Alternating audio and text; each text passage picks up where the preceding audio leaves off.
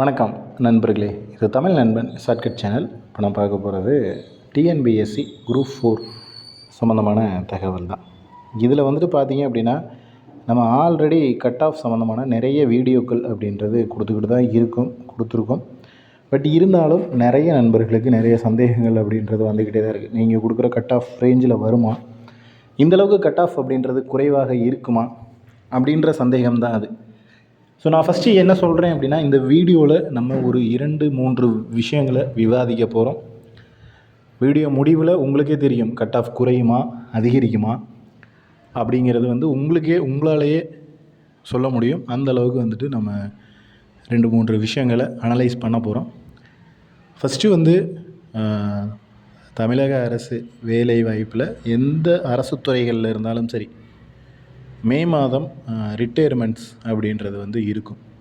So நீங்கள் மே மந்தோட news paper எடுத்து பார்த்துட்டிங்கன்னா தெரியும், அரசு துறைகளில் இவ்வளோ பேர் இந்த வருடத்தில், அதாவது இந்த வருஷத்தோட ஏஜ் லிமிட் முடிஞ்சு ரிட்டையர்மெண்ட்ஸ் இருக்கும்ல. ஸோ அந்த ரிட்டையர்மெண்ட்ஸ் அப்படின்றது ஒன்று இருக்கும். அதனுடைய வேக்கன்சியை குரூப் 4 ஆட் பண்ணியிருக்கிறதுக்கான வாய்ப்புகள் அப்படின்றது சுத்தமாக இல்லை. இது முதல் விஷயம். இரண்டாவது விஷயம் என்ன அப்படின்னு பார்த்தீங்கன்னா, ப்ரொமோஷன். ஸோ வேறு இந்த குரூப் 4 தேர்வில் கடந்த முறை தேர்ச்சி பெற்று பணியில் இருக்கக்கூடிய நபர்கள் ப்ரொமோஷன் மூலியமாகவோ அல்லது வேறு ஏதாவது பணிகளுக்கோ, ஒரு அயற்பணி மூலியமாக வேறு ஏதாவது ஒரு ஜாபு, இதிலையே வேறு டிபார்ட்மெண்ட் சூஸ் பண்ணி அப்படியே டோட்டலாக வேறு எங்கேயாவது சேஞ்ச் ஆகி போகலாம். அது போக அந்த முன்னாடி சொன்ன மாதிரி தான் ரிட்டையர்மெண்ட்ஸ். ஸோ இந்த ரிட்டையர்மெண்ட் வேக்கன்சியும் இந்த வேக்கண்டையும் கண்டிப்பாக ஆட் பண்ணியிருக்கிறதுக்கான வாய்ப்பு அப்படின்றது மிக மிக குறைவு தான். ஸோ நம்ம நோட்டிஃபிகேஷன் வந்த டைமுக்கும் இதுக்கும் பார்த்தீங்க அப்படின்னா அப்படி தான் இருக்கும். ஸோ அதனால் வேக்கன்சி அப்படிங்கிறது கண்டிப்பாக நமக்கு இன்க்ரீஸ் ஆக தான் போகுது. ரிசல்ட் வந்தாலுமே ரிசல்ட்டுக்கு அப்புறமும் கூட வேக்கன்சி இன்க்ரீஸ் ஆகும். இது நிறைய தேர்வுகளில் நடந்திருக்கு. இந்த மாதிரி கடந்த முறை நடக்காத ஒரு விஷயத்தை நான் சொல்லலை, நடக்கிற ஒரு விஷயத்தை தான் சொல்கிறோம். ஸோ அதனால் தேர்வு முடிஞ்சுது அப்படின்னாலும் நமக்கு வேக்கண்ட் இன்க்ரீஸ் அப்படிங்கிறது இருக்கக்கூடிய வாய்ப்புகள் இருக்குது. அதில் வேக்கண்ட் இன்க்ரீஸ் ஆனால் அடுத்த கட்டமாக என்ன நடக்கும் அப்படிங்கிறது உங்கள் எல்லாருக்குமே தெரியும். ஒரு 500 பேர் எடுக்கிற இடத்துல 1000 பேர் எடுக்கிறாங்க அப்படின்னா கண்டிப்பாக அந்த 1000 நபர்களுக்கு வேலைவாய்ப்பு அப்படிங்கிறது கிடைக்கும். ப்ளஸ் ஒரு 100 மார்க்குக்கு உள்ளே இருக்கிறவங்க வேலைக்கு போகிறாங்க அப்படிங்கிறப்போ 500 வேக்கண்டில் 100 மார்க்குக்கு உள்ளே போகிறாங்க அப்படின்னா 1000 வேக்கண்டாக ஆகும்போது அது ஒரு 70 மார்க்கு 60 மார்க்கு அப்படின்னு குறையும். இதெல்லாம் ஜஸ்ட்டு எக்ஸாம்பிளுக்கு, அதுக்காக 70-60 கொஷின் போட்டிருக்கேன் அது கிடைக்குமா அப்படின்றதெல்லாம் சொல்லிடாதீங்க. ஜஸ்ட்டு ஒரு எக்ஸாம்பிள் இந்த மாதிரி. ஸோ வேக்கண்ட் இன்க்ரீஸ் ஆகும்போது கண்டிப்பாக நமக்கு கட் ஆஃப் மார்க் அப்படிங்கிறது குறையும். ஸோ வேக்கன்சி இன்க்ரீஸ் ஆகிறது 100% உறுதியான ஒரு விஷயம். ஸோ குரூப் 4 பொறுத்தளவுக்கு நம்மளால் அப் டு டேட் கரெக்டான ஒரு வேக்கன்ட் கொடுத்தாலுமே என்ன நடக்கும் அப்படின்னா, அரசு துறைகளில் திடீர் ரிட்டையர்மெண்ட் ஆகிறதுங்களும் ப்ரொமோஷன் ஆகிறதும் வேறு ஏதாவது ஜாபில் போய் ஜாயின் பண்ணுறவங்களும் அப்படிங்கிறது, இது குரூப் 4 அப்படிங்கிறது ஒரு நார்மல் கேட்டகரி. ஸோ இதில் இந்த மாதிரி விஷயங்கள் நடக்கிறது சாதாரணம். அதனால் கண்டிப்பாக இந்த வேக்கண்ட் எல்லாமே இந்த நோட்டிஃபிகேஷனில் இந்த குரூப் 4ல் ஆட் பண்ணியிருக்க மாட்டாங்க. அதனால் உங்களுக்கு கண்டிப்பாக இந்த மார்க்கை பற்றி இல்லை, வேக்கண்ட் இன்க்ரீஸ் ஆகும், கட் ஆஃப் அப்படின்றது குறையும். ஸோ அடுத்த விஷயமாக என்ன மார்க் நமக்கு போதும் அப்படிங்கிறத பார்த்துருவோம். நம்ம 2-3 வீடியோக்களில் சொல்லிட்டோம், இந்த ஒரு 120 to 140 அப்படிங்கிறவங்க சேஃப் ஜோனு தான் அப்படின்றது. பட் எல்லாருமே சொல்கிறது என்னென்னா, இல்லை 150 அப்படின்ற மாதிரி சொல்கிறீங்க. 150க்கு மேலே எடுத்தவங்க அப்படின்னு பார்த்தீங்கன்னா நீங்கள் விரல் விட்டு எண்ணிடலாம். அது ஒரு விஷயம். இவ்வளோ தான் இவ்வளோ பேர் தான் 150க்கு மேலே எடுத்திருக்காங்க அப்படிங்கிறது ஒன்று இருக்குது. அப்புறம் இன்னொரு விஷயம் இருக்குது.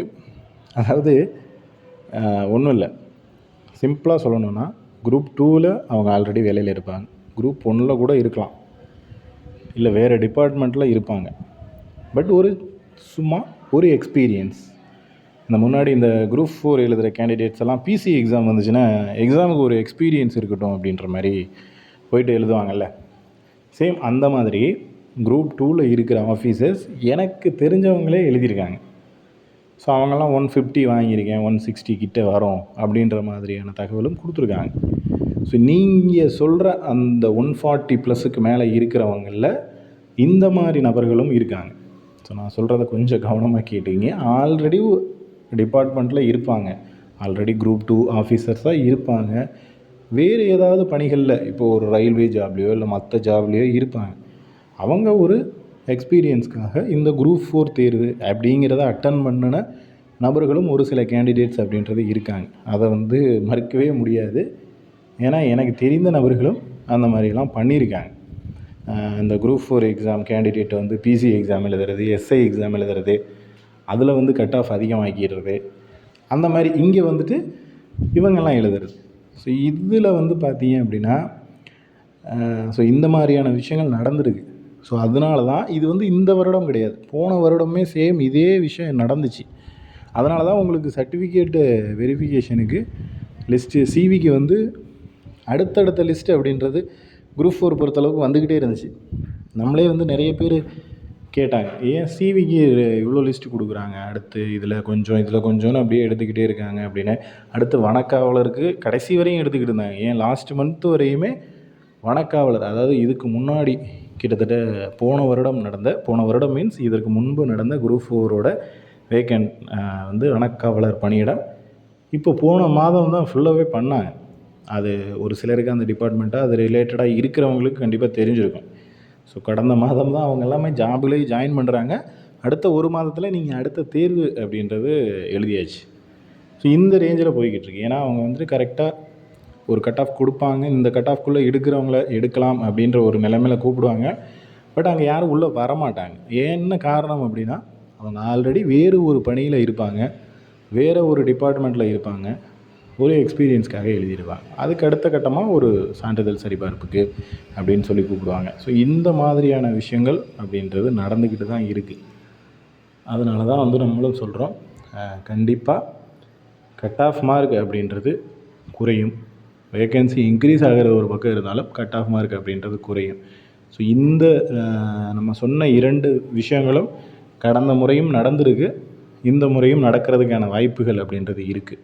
அதனால் 150க்கு மேலே எடுத்திருக்காங்க, 140க்கு மேலே எடுத்திருக்காங்க அப்படின்னா அதை கொஞ்சம் ரீசெக் பண்ணி பாருங்கள், வெரிஃபை பண்ணி பாருங்கள். அவங்க உண்மையிலேயே கேண்டிடேட் மீன்ஸ் கேண்டிடேட்டே இல்லைன்னு சொல்லலை, பட் வேறு ஏதாவது தேர்வுகளுக்கு படிச்சுக்கிட்டு இருக்கிறவங்க, ஒரு யூபிஎஸ்சி படிக்கிறவங்களோ இல்லை வேறு ஏதாவது சம்திங் படிக்கிறவங்க ஒரு எக்ஸ்பீரியன்ஸ்க்கு இதையும் அட்டன் பண்ணி பார்ப்போமே அப்படின்னு வரக்கூடிய ஆட்களும் இருக்காங்க. ஸோ அதனால் நீங்கள் அதை நினச்சி பேனிக் ஆக வேண்டிய அவசியம் இல்லை அப்படின்னு தான் நான் சொல்லுவேன். ஆவரேஜாக கேண்டிடேட்ஸோட ஆவரேஜ் அப்படின்னு பார்த்தீங்கன்னா 100 to 120 தான். நீங்கள் சொல்கிற மாதிரி 120 to 140 ஆவரேஜ் மார்க் கிடையாது. 100 to 120 தான் பெரும்பான்மையான நபர்களோட மார்க்காக இருக்குது. பிலோ 100 அப்படிங்கிறது அது நார்மலாக போய் எழுதுகிறவங்களே இப்போ 100 கூட தொட முடியாதுன்னு நினைக்கிறேன். அந்தளவுக்கு தான் டஃப்பாக இருந்துச்சு. ஒரு 60 70 அப்படிங்கிறது தான் சும்மா படிக்காமல் போய் எக்ஸாம் அட்டன் பண்ணுவோம் அப்படின்னு அட்டன் பண்ணுறவங்களுக்கு ஒரு 60 70 அவ்வளோ கொஷின் தான் கரெக்டாக வரும். நம்ம பேசுகிறது எல்லாமே கொஷின் தாங்க. இடையில மார்க் அப்படின்னு வந்துச்சு அப்படின்னா அதை மன்னிச்சிடுங்க, எல்லாமே கொஷின் தான். இங்கே மார்க்குக்கும் அதுக்கும் எந்த ஒரு சம்மந்தமும் இல்லை. நமக்கு எப்போதுமே கொஷின் தான் பேஸ். ஸோ 200 கொஷின், அதுதான் நான் 120 110 அப்படின்னு சொல்கிறது எல்லாமே கொஷின்ஸ் தான். ஓகேவா? ஸோ இந்த நம்ம இந்த அளவுக்கு கொஷின்ஸ் போட்டிருக்கோம் அப்படின்னா அந்த 60 70ங்கிறது ஆவரேஜ் பர்சன். ஒரு 100ங்கிறது கொஞ்சம் ஓரளவுக்கு ஒரு 6 மாதம் படித்தேன், 3 மாதம் படிச்சுட்டு நோட்டிஃபிகேஷன் வந்ததுக்கப்புறம் படித்தேன் அப்படின்னா ஒரு 100 மார்க் வாங்கலாம். ஒரு 110 120ங்கிறது ஒரு வருஷம் 2 வருஷம் படித்தவங்களுக்கு, ரொம்ப எஃபர்ட் போட்டு நல்லா படிச்சிருக்கேன் அப்படிங்கிறவங்களுக்கு அந்த 120 to 140 அப்படிங்கிறது தான் எனக்கு தெரிஞ்ச ஹை மார்க். 140 ப்ளஸ்க்கு மேலே இருக்குது அப்படின்னா அது ரொம்ப ரொம்ப ரொம்ப கம்மியான நபர்கள். அப்படி ஒரு வேளை இருக்காங்க அப்படின்னாலும் அவங்க ஜென்ரல் கேட்டகிரிலேயே போயிடுவாங்க. ஸோ கம்யூனிட்டி பேஸஸில் வர்றது எல்லாமே பிலோ 140 அந்த ரேஞ்சில் தான் ஸ்டார்ட்டே ஆகும். அதனால் நீங்கள் கவலைப்படவே தேவையில்லை. 140க்கு கீழே இருக்கிறவங்களுக்கு மட்டும்தான் கம்யூனிட்டி பேஸஸில் அடுத்த லெவலுக்கு ஸ்டார்ட் ஆகும். அதனால் இந்த 140க்கு மேலே இருக்கிறவங்கள நினச்சி நீங்கள் கவலைப்படவே தேவையில்லை. அவங்க வேறு டிபார்ட்மெண்ட்டாக இருக்கலாம், அவங்களுக்கு சம்மந்தமே இல்லாத ஒரு ஆட்களாக கூட இருக்கலாம். அல்லது ஜென்ரல் கேட்டகரியாக போகக்கூடிய ஆட்களாக இருப்பாங்க. அதனால் நீங்கள் அவங்கள நினச்சி பயப்படாமல், பேனிக் ஆகாமல் தாராளமாக நீங்கள் அடுத்தடுத்த மூவ்க்கு போகலாம். ஸோ இதில் வேறு ஏதாவது சந்தேகங்கள் இருக்குது அப்படின்னா கீழே கமெண்ட் செக்ஷனில் கமெண்ட் பண்ணுங்கள். அதே போல் உங்களுடைய மார்க்கையும் கமெண்ட் பண்ணுங்கள். எல்லாருமே தெரிஞ்சுப்பாங்க. நெக்ஸ்ட் அடுத்த வீடியோவில் பார்க்கலாம். தேங்க்யூ.